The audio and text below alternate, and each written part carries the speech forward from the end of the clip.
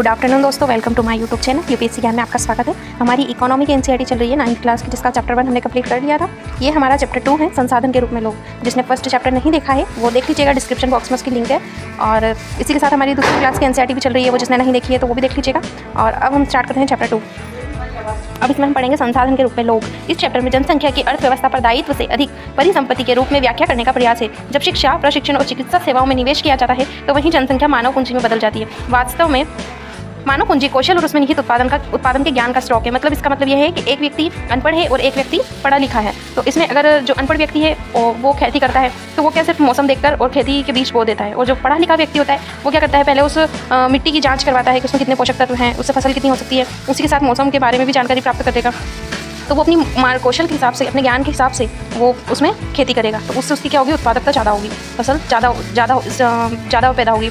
तो इसी वजह से इसमें मानव पूंजी कौशल और उसमें निहित उत्पादन के ज्ञान का स्टॉक बताया गया है। अब हम पढ़ते हैं आगे इसमें परिचय। संसाधन के रूप में लोग वर्तमान उत्पादन कौशल और क्षमताओं के संदर्भ में किसी देश में कार्यरत लोगों का वर्णन करने का एक तरीका है। उत्पादक पहलू की दृष्टि से जनसंख्या पर विचार करना सकल राष्ट्रीय उत्पाद के सृजन में उनके योगदान की क्षमता पर बल देता है। दूसरे संसाधनों की भांति ही जनसंख्या भी एक संसाधन है, एक मानव संसाधन। यह विशाल जनसंख्या का एक सकारात्मक पहलू है, जिसे प्रायः उस वक्त अनदेखा कर दिया जब हम उसके नकारात्मक पहलू को देखते हैं, जैसे भोजन, शिक्षा, स्वास्थ्य सुविधाओं की जनसंख्या तक पहुंच से संबंधित समस्याओं पर विचार करते समय। जब इस विद्यमान मानव संसाधन को अधिक शिक्षा और स्वास्थ्य द्वारा विकसित किया जाता है तो उसे मानव पूंजी निर्माण कहते हैं, जो भौतिक पूंजी निर्माण की ही भांति देश की उत्पादक शक्ति में वृद्धि करता है। तो अब मानव पूंजी क्या है, जो वो अपने ऊपर शिक्षा, स्वास्थ्य के ऊपर जो खर्च करता है उसे यहाँ पर एक विकसित देश की भांति बताया गया है, उत्पादक शक्ति में वृद्धि करता है। मानव पूंजी में निवेश भौतिक पूंजी की ही भांति प्रतिफल प्रदान करता है। अधिक शिक्षित या बेहतर प्रशिक्षित लोगों की उच्च उत्पादकता के कारण होने वाली अधिक आय और साथ ही अधिक स्वस्थ लोगों की उच्च उत्पादकता के रूप में उसे प्रत्यक्ष देखा जा सकता है। लेकिन यह आवश्यक नहीं है कि विशाल जनसंख्या देश के लिए दायित्व ही हो। मानव पूंजी में निवेश द्वारा इसे एक उत्पादक परिसंपत्ति में बदला जा सकता है।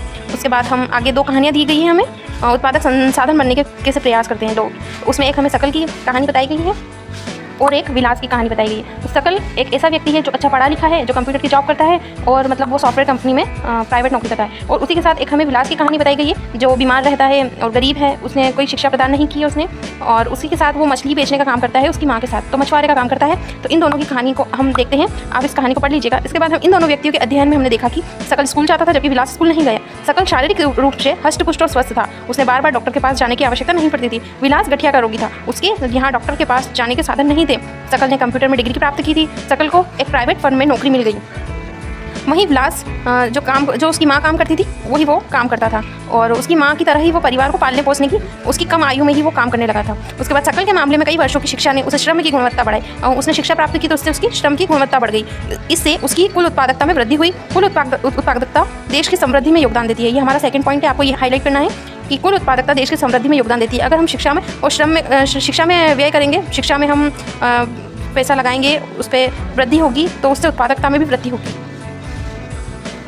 इसके बदले में व्यक्ति को वेतन के रूप में या फिर उसके पसंद के किसी दूसरे रूप में प्रतिफल मिलता है। विलास को उसके जीवन के आरंभिक भाग में कोई शिक्षा या स्वास्थ्य सेवा नहीं मिल सकी। वो अपनी माँ की भांति मछलियाँ बेचकर अपना जीवन यापन करता था, इसलिए वो अपनी माँ की तरह ही अकुशल श्रमिक का वेतन पाता था। उसके बाद हम पढ़ेंगे एक मानव संसाधन में निवेश से भविष्य में उच्च प्रतिफल प्राप्त हो सकते हैं। लोगों में यह निवेश भूमि और पूंजी में निवेश की ही तरह है। अब हमें एक अच्छा सा एग्जांपल यहाँ पर दिया गया है जापान के बारे में। जापान जैसे देशों में मानव संसाधन पर निवेश किया है। उसके पास कोई प्राकृतिक संसाधन नहीं था। यह विकसित धनी देश है, वे अपने देश के लिए आवश्यक प्राकृतिक संसाधनों का आयात करते हैं। वे किसी धनी विकसित बने। उन्होंने लोगों के विशेष रूप से शिक्षा और स्वास्थ्य के क्षेत्र में निवेश किया। उन लोगों ने भूमि और पूंजी जैसे अन्य संसाधनों का कुशल उपयोग किया। इन लोगों ने जो कुशलता और प्रौद्योगिकी विकसित की, उसी से ये देश धनी विकसित बने।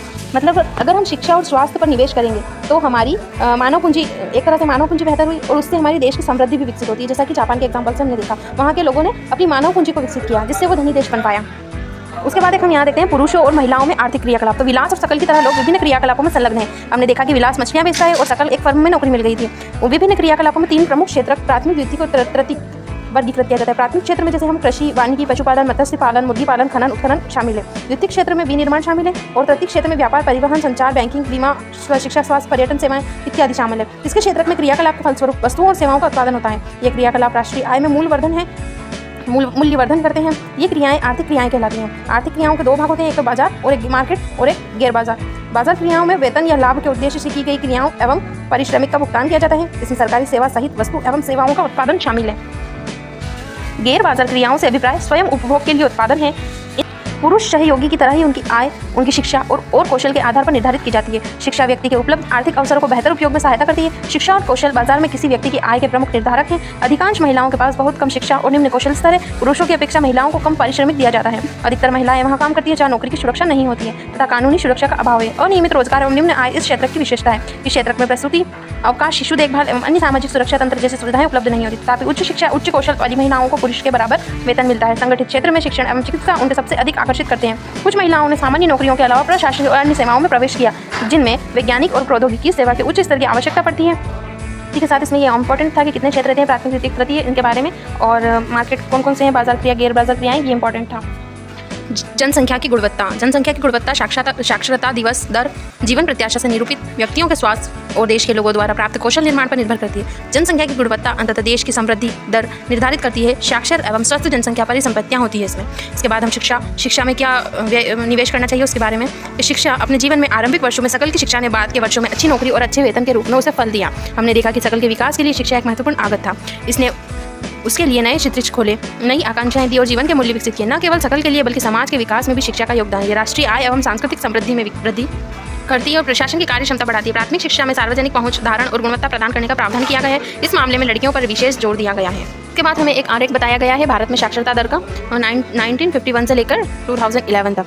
व्यक्ति, पुरुष, महिला बताए गए हैं इसमें। पुरुष की जो है रेड कलर में जो बताया गया है वो पुरुष के बारे में है और महिला ग्रीन कलर में बताई गई है। तो महिलाओं की अपेक्षा पुरुष ज़्यादा दर है।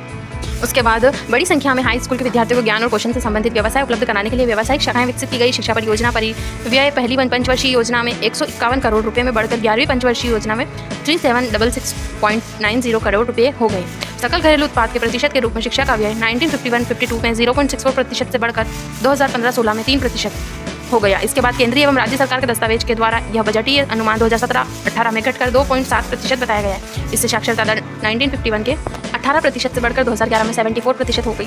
साक्षरता प्रत्येक नागरिक का न केवल अधिकार है बल्कि नागरिकों द्वारा अपने कर्तव्यों का ठीक प्रकार से पालन करने तथा अपने अधिकारों को ठीक प्रकार से लाभ उठाने के लिए अनिवार्य भी है। तथापि जनसंख्या के विभिन्न भागों में बीच व्यापक अंतर पाया जाता है। महिलाओं की अपेक्षा पुरुषों की साक्षरता दर करीब 16% अधिक है और ग्रामीण क्षेत्रों में अपेक्षा नगरीय क्षेत्रों में साक्षरता दर करीब 16% अधिक है। वर्ष 2011 केरल के कुछ जिलों में साक्षरता दर 94% है जबकि बिहार में 62% है। वर्ष 2015-16 प्राथमिक स्कूल प्रणाली भारत के 8.41 लाख से भी अधिक गांवों में फैली है। दुर्भाग्यवश स्कूल शिक्षा के इस विस्तार को शिक्षा के निम्न स्तर पर पढ़ाई बीच में छोड़ने की उच्च दर में कमजोर कर दिया। 6 से 14 वर्ष आयु वर्ग के सभी स्कूलों के बच्चों को 2010 तक प्राथमिक शिक्षा प्रदान करने की दिशा में सर्व शिक्षा अभियान एक महत्वपूर्ण कदम है। ये इंपॉर्टेंट है यहाँ पर, सर्व शिक्षा अभियान। राज्यों और स्थानीय सरकार प्राथमिक शिक्षा सार्वभौमिक लक्ष्य को प्राप्त करने में समुदाय की सहभागिता के साथ केंद्र सरकार की यह एक समन्वयबद्ध पहल है। इसके साथ ही प्राथमिक शिक्षा में नामांकन बढ़ाने हेतु सेतु पाठ्यक्रम और स्कूल लोटो शिविर प्रारंभ किए गए। कक्षा में बच्चों की उपस्थिति को बढ़ावा देने के लिए बच्चों को धारण और उनको पोषण स्थिति में सुधार के लिए दोपहर के भोजन की योजना कार्यान्वित की जा रही है। इन नीतियों ने भारत में शिक्षित लोगों की संख्या में वृद्धि हो सकती है। यहाँ पर 1950 से लेकर 2019 तक जो उच्च शिक्षा के संस्थानों की संख्या बताई गई है, नामांकनों संख्या, यहाँ पर महाविद्यालयों की संख्या बताई गई है। पहले इतनी थी, फिर उससे बढ़कर इतनी हो चुकी है। ये सब आप इस टेबल में देख लीजिए। अभी हमने बात की शिक्षा के बारे में। शिक्षा के अलग अलग योजनाएं चलाई गई, स्कूल में वितरण किया गया खाना और सब बताया गया। उसके बाद हम पढ़ते हैं स्वास्थ्य के बारे में। स्वास्थ्य फर्म का उद्देश्य लाभ को अधिकतम करना है। क्या आप सोचते हैं कि कोई फर्म ऐसे व्यक्ति को रोजगार देने के लिए प्रेरित होगी जो खराब स्वास्थ्य होने के कारण स्वस्थ श्रमिकों के बराबर कार्य नहीं कर पाए?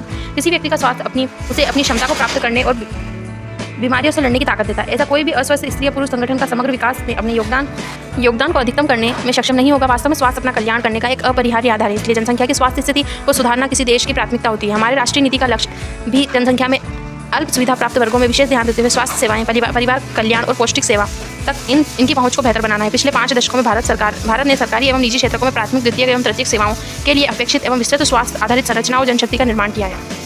उसके बाद हमें यहाँ पर जन्म दर और मृत्यु दर के कुछ आंकड़े दिखाए गए हैं, इसको देख लीजिएगा। कई मेडिकल कॉलेज चलाए गए हैं, स्कूल, हॉस्पिटल खोले गए हैं। इसमें जैसे प्राथमिक स्वास्थ्य केंद्र, सामुदायिक स्वास्थ्य केंद्र, औषधालय है, जो सरकारी हैं। उसके बाद भारतीय चिकित्सा परिषद में पंजीकृत डॉक्टर, नर्सिंग कर्मी हैं। अब शिक्षा और स्वास्थ्य के बारे में हो चुका है। अब हम पढ़ते हैं बेरोजगारी के बारे में। इसमें हमें शिक्षा के बारे में बताया गया है, स्वास्थ्य के बारे में बताया गया, बेरोजगारी के बारे में। सकल की माँ शीला अपने घरेलू कामकाज और बच्चों की देखभाल में खेती के काम में अपने पति बूटा की मदद करती थी। सकल का भाई जीतू और बहन सीतू अपना समय खेलने और घूमने फिरने में गुजारते थे। क्या आप शीला और जीतू को बेरोजगार कह सकते हैं? यदि नहीं तो क्यों? बेरोजगारी उस समय विद्यमान कही जाती है जब प्रचलित मजदूरी की दर पर काम करने के लिए इच्छुक लोग रोजगार नहीं पा सकते।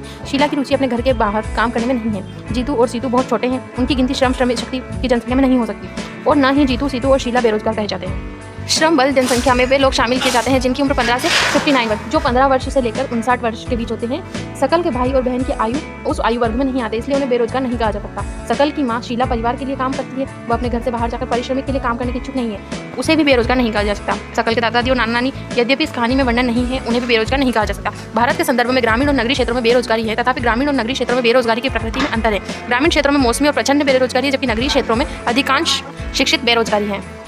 इस चैप्टर में हमने देखा कि शिक्षा और स्वास्थ्य के समान आगते किस प्रकार लोगों को अर्थव्यवस्था के लिए परिसंपत्ति बनाने में सहायता करती है। इस अध्याय में अर्थव्यवस्था के तीनों क्षेत्र में होने वाली आर्थिक क्रियाओं के विषय में हमने चर्चा की। हमने बेरोजगारी से जुड़ी समस्याओं के बारे में पढ़ा था। इस अध्याय में गांव की कहानी के साथ समाप्त होता है, जिससे पहले कोई रोजगार नहीं था और बाद में वह रोजगार के अनेक अवसर उत्पन्न हो गए। इसमें लास्ट में एक कहानी दी गई है। इसमें बेरोजगारी के बारे में यही बताया गया कि गाँव में तो मौसमी बेरोजगारी और शहर में नगरीय क्षेत्रों में शिक्षित बेरोजगारी, मतलब जो स्नातक की कॉलेज वगैरह की पढ़ाई कर लेते हैं और उनको जॉब नहीं मिल पाती, इसकी बेरोजगारी बताई गई है।